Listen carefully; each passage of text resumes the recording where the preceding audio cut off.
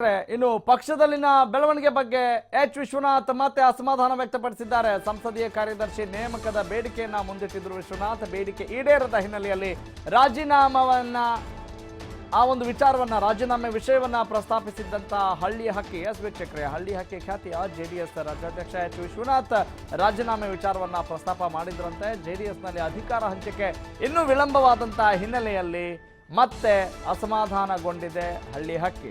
ವೀಕ್ಷಕರೇ, ಅಂದ್ರೆ ಎಚ್ ವಿಶ್ವನಾಥ್ ಅವರು ಅಸಮಾಧಾನಗೊಂಡಿದ್ದಾರೆ ಅನ್ನೋ ಒಂದು ಮಾಹಿತಿ ಲಭ್ಯವಾಗ್ತದೆ. 2 ದಿನಗಳಲ್ಲಿ ನಿಗಮ ಮಂಡಳಿ ಹಂಚಿಕೆ ಅಂತ ಎಚ್ ಡಿ ದೇವೇಗೌಡರು ಹೇಳಿದ್ರು. ಆದರೆ ಮತ್ತಷ್ಟು ವಿಳಂಬ ಆಗ್ತಾ ಇರೋದನ್ನ ನೋಡಿ ಸ್ವಲ್ಪ ಇನ್ನೂ ಎಷ್ಟಂತ ಕಾಯೋದ್ರಿ ಅನ್ನುವ ಒಂದು ಬೇಸರ ವ್ಯಕ್ತವಾಗಿದೆ ಅನ್ನೋ ಒಂದು ನ್ಯೂಸ್ ದಿಗತನ ಲಭ್ಯವಾಗ್ತಾ ಇದೆ.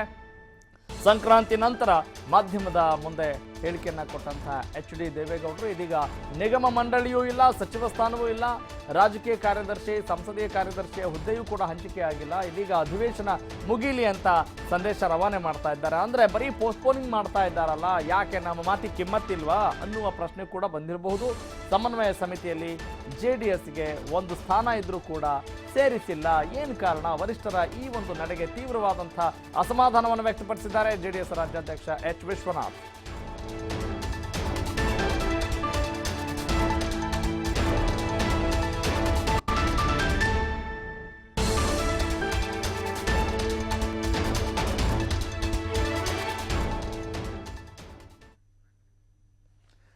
ಓಕೆ ವೀಕ್ಷಕರೇ, ಒಂದು ಕಡೆ ಮೈತ್ರಿ ಸರ್ಕಾರದಲ್ಲಿ ದೋಸ್ತಿ ಪಕ್ಷಗಳ ನಡುವೆ ಸಿಕ್ಕಾಪಟ್ಟೆ ಭಿನ್ನಾಭಿಪ್ರಾಯಗಳಿರೋದನ್ನು ಕೂಡ ನಾವು ನೋಡ್ತಾ ಇರ್ತೇವೆ. ಆದರೆ ಅದನ್ನು ತೀವ್ರವಾದಂಥ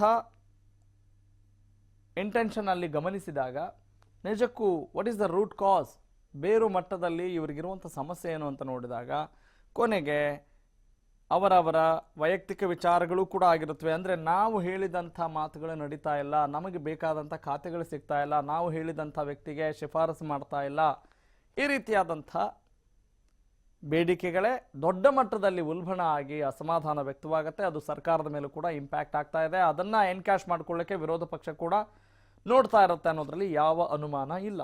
ಬನ್ನಿ ಬಗ್ಗೆ ಮತ್ತಷ್ಟು ಡೀಟೇಲ್ಸ್ ನೀಡ್ತಾರೆ ನಮ್ಮ ಪೊಲಿಟಿಕಲ್ ಕರೆಸ್ಪಾಂಡೆಂಟ್ ಕಿರಣ. ಎಚ್ ವಿಶ್ವನಾಥ್ ಏನು ಕಾರಣಕ್ಕೆ ಬೇಸರಗೊಂಡಿದ್ದಾರೆ ಮತ್ತು ಅವರ ರಿಯಾಕ್ಷನ್ ಏನು, ಸ್ಪಷ್ಟವಾದ ಕಾರಣ ತಿಳಿದು ಬಂದಿದೆಯಾ?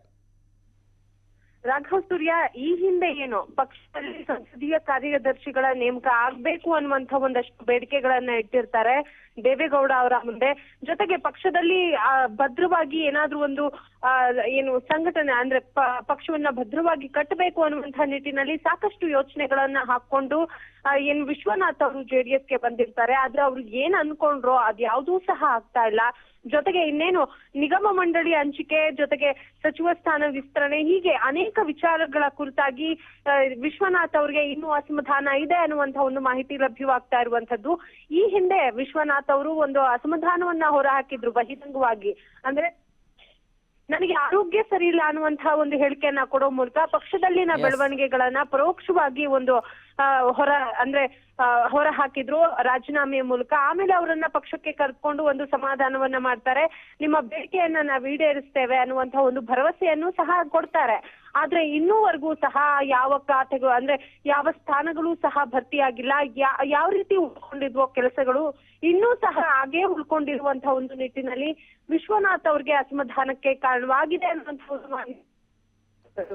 ಓಕೆ, ಈಗ ಅಸಮಾಧಾನ ಸಿಕ್ಕಾಪಟ್ಟೆ ಕಾರಣಗಳಿಗೆ ಒಬ್ಬೊಬ್ಬರಿಗೆ ದೇಶದ ಅಭಿವೃದ್ಧಿ ಆಗ್ತಾ ಇಲ್ಲ, ರಾಜ್ಯದ ಅಭಿವೃದ್ಧಿ ಆಗ್ತಾ ಇಲ್ಲ ಅಂತ ಅಸಮಾಧಾನ ಇರೋದು ಕೂಡ ಇರುತ್ತೆ. ಆದರೆ ಇಲ್ಲಿ ಪ್ರಮುಖವಾಗಿ ಇಂಥದ್ದೇ ಕಾರಣ, ಇವರು ಮುಂಚೆ ಏನಾದರೂ ಮಾತನಾಡಿದ್ರಾ ಅನ್ನೋದಕ್ಕೆ ಏನಾದರೂ ರಿಯಾಕ್ಷನ್ ಕೊಟ್ಟಿದ್ದಾರಾ ಎಚ್ ವಿಶ್ವನಾಥ್ ಅವರು? ಕಿರಣ, ತಿಳಿದು ಬಂದಿರುವಂತಹ ಮಾಹಿತಿ ಅಂತ ಹೇಳಿದ್ರೆ ವಿಶ್ವನಾಥ್ ಅವರು ಅಸಮಾಧಾನಗೊಂಡಿದ್ದಾರೆ ಅನ್ನುವಂತಹ ಒಂದು ಮಾಹಿತಿ ಇದೆ. ಯಾಕಂತ ಹೇಳಿದ್ರೆ ಈ ಮುಂಚೆ ಅವರು ರಾಜೀನಾಮೆಯನ್ನು ಸಹ ಕೊಡ್ಲಿಕ್ಕೆ ಬಹಿರಂಗವಾಗಿ ಒಂದು ಹೇಳಿಕೆಯನ್ನ ಕೊಟ್ಟಿದ್ರು. ಅದೇ ಬೆಳವಣಿಗೆ ಯಾವುದೇ ರೀತಿಯಾದಂತಹ ಒಂದು ಚೇಂಜಸ್ ಪಕ್ಷದಲ್ಲಿ ಕಾಣಿಸ್ತಾ ಇಲ್ಲ. ಹಿಂದೆ ಯಾವ ರೀತಿಯಾದಂತಹ ಬೆಳವಣಿಗೆಗಳಿದ್ದು ಅದೇ ಇನ್ನು ಕಂಟಿನ್ಯೂ ಆಗ್ತಾ ಇರುವಂತಹ ಒಂದು ರೀತಿಯಲ್ಲಿ. ಓಕೆ, ಥ್ಯಾಂಕ್ ಯು ಕಿರಣ ತಮ್ಮೆಲ್ಲ ಡೀಟೇಲ್ಸ್.